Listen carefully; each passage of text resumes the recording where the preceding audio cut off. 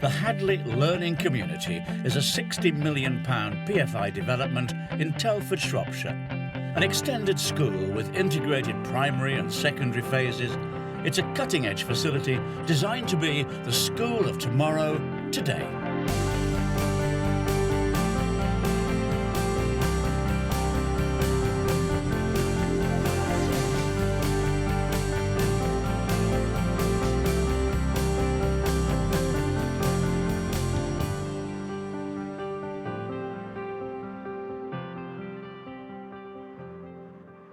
To make way for the HLC, 2 primary schools on the site are going to be demolished.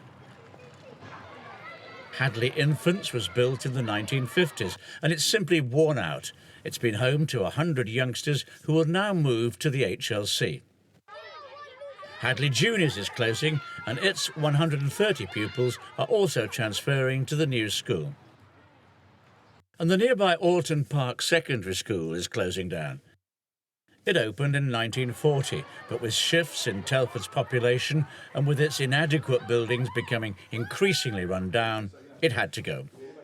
You're really making history. You know what I think about this school. I wouldn't have worked here so long if I didn't not just think, but know that it's the best school in Telford. So there's an era coming to an end, and it's a poignant time for those whose careers have been spent at the closing schools.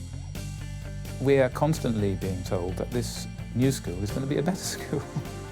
And so that the implication from that is that our school isn't as good as their school. So that is an issue. I haven't wanted to sort of dictate at all where I feel their school should be going next year.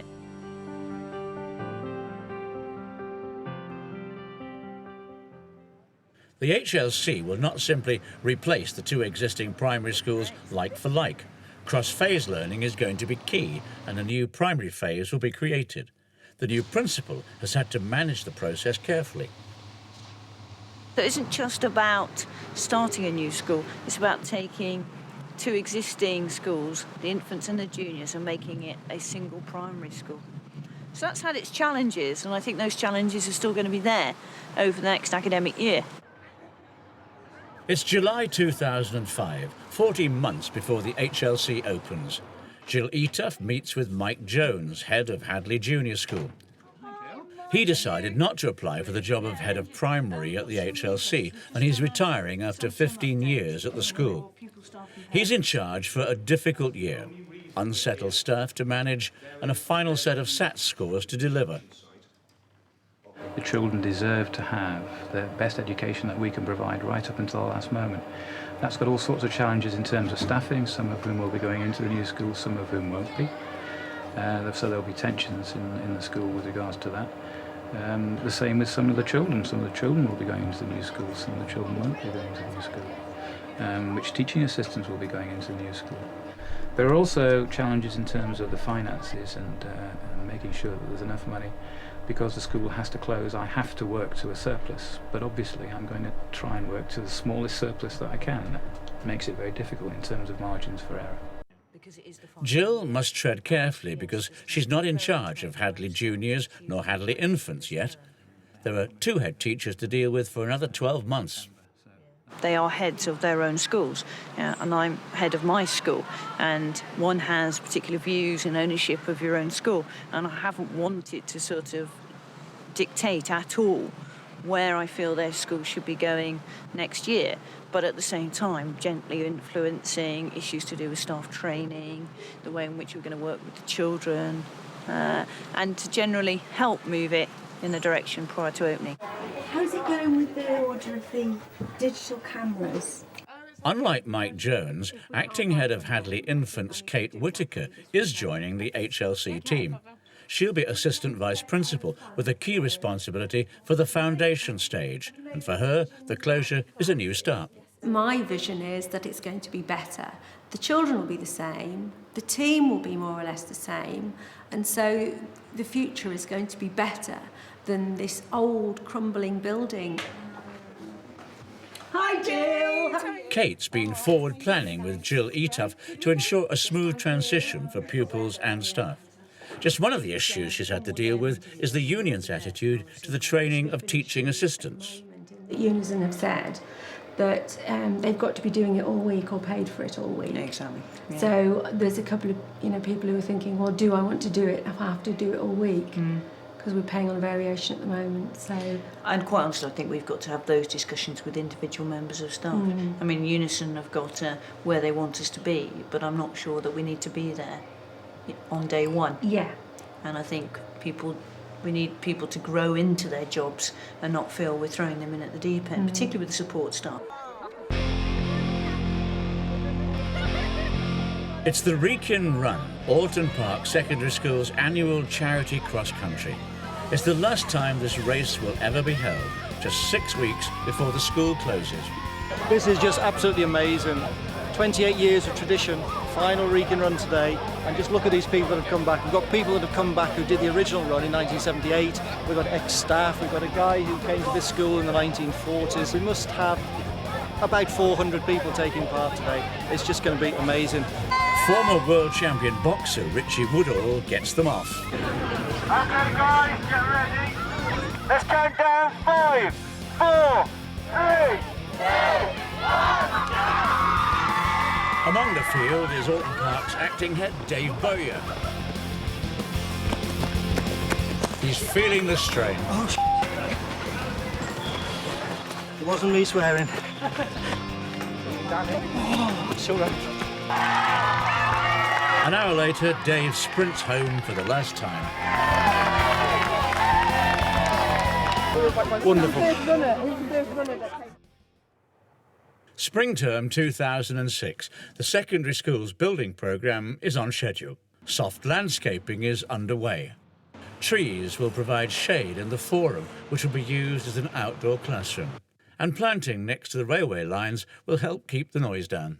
Was just sort of like evaporated. Ahead of the school closures, Jill Etuff and her leadership team work hard to communicate the HLC vision and to win the trust of staff. Recycling going on. There is where we're going to be on year one in terms of the curriculum and where we're going to be on year two. Not everything, I am realistic, is going to be in place in the way we want it for September. But what we have to do is look at where the key areas are and make sure we get those right. Meetings are held throughout the spring term to outline policy and to field questions. Right, questions. Uniform and children. Yes, we're having both. Will it be possible to carry forward to the new school money in existing budgets? If not, what date does it need to be spent by? We'll let you know. You see where people are coming from? The LEA's closure policy led to a rather muted atmosphere at the closing schools, so keeping staff on side was important. It could have been very different.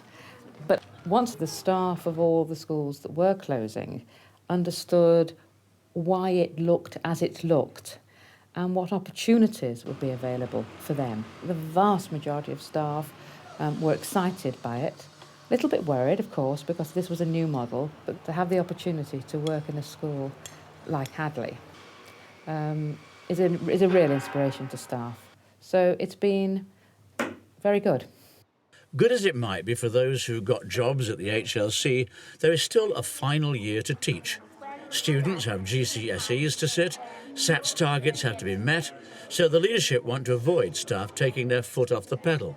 If we're not careful, some staff might become complacent. They might think, well, I've got a job now, my real job starts next year, that's my... But we can't think that. And equally, there's some staff who might be thinking, well, what's the point? I haven't got a job next year. What's the point? Staff morale at Hadley Juniors, where very few teachers got jobs at the HLC, is a more acute issue for Mike Jones to deal with. I think they see me as a person who, who's retiring, has the package, is okay. And they're not. And that is difficult. And Mike has sometimes found it hard to keep himself motivated as the end of his career approaches. I thought, oh, I'll be fine, I'll be going full tilt right until the last day. But as soon as you start thinking about what you're going to be doing afterwards, when you finish, that impinges. It certainly has in my case, impinges on the job that I'm doing now. Reflecting on a long career, Mike doesn't want the new school to overshadow what's been achieved at Hadley Juniors. I've invested a lot of my life in this school, along with my colleagues, and we have built a good school. And we are constantly being told that this new school is going to be a better school. And so that the implication from that is that our school isn't as good as their school. So that is an issue, and I think that's an issue that you have to try and come to terms with. That it's not going to be perhaps a better school; it's going to be a different school. But Jill Etuff has issues with the school's performance. At the heart of her vision for the HLC is a good transition between key stages 2 and 3. For her, Hadley Junior's results haven't been good enough. The only way that we can improve standards of attainment and the performance of students in the secondary, in Key Stage 3 and 4, is that they've got to be ready at the end of Key Stage 2, and they've got to be, their literacy levels, their numeracy levels, all those things have got to be where they should be, and that was not the case. And it will be an issue for us in the early years of the secondary because the students we're taking into Year 7 in September have underperformed. It makes me quite angry, really, because I actually feel those children have had a pretty poor deal. The new leaders of the HLC's primary phase can focus on the future. Improving standards is a key part of their agenda. But for the first term, they'll still be using the old infant and junior school buildings, as the primary won't open until January 2007. We'll be working as a team from both sites. So we may split up some days and do things in different sites, but we don't want to base either of us in any one place. But I want to bring the two sites together. We want to meet for assemblies, we want to perhaps mix up for playtimes, but then there's security issues around that because the sites are more open, but going to be a busy term. It's the last day of the last term at Alton Park and, understandably, emotions are running high in the final assembly. You are such a special bunch of people, and I'm so proud to have worked with you and some of your parents for the last 30 years. I hope you still feel small when you stand beside the ocean. The clear out started. One door closes, I hope one more opens. A few unused things here, like bibs and badminton rackets and some balls that we haven't used and bats and things like that. I hope you die. Important paperwork to keep. And the SEN files we've got to keep for perhaps over 20 years. They've been sorted, we've just got to box them up.